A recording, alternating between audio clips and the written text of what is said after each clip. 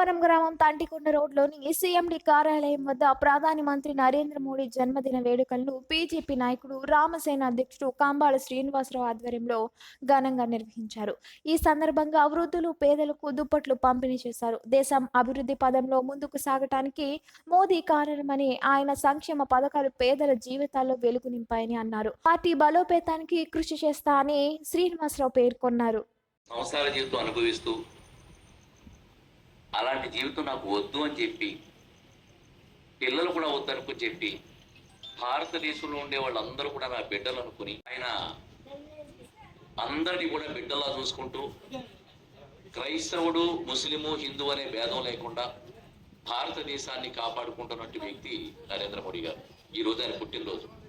ఆయన పుట్టినరోజు సందర్భంగా ఎవరైతే వృద్ధులు ఉన్నారో వారికి అందరికీ దుప్పట్లు పంచిపెడతామని చెప్పని ఆయన పేరు మీద చెప్పి నేను తీసుకున్నాను.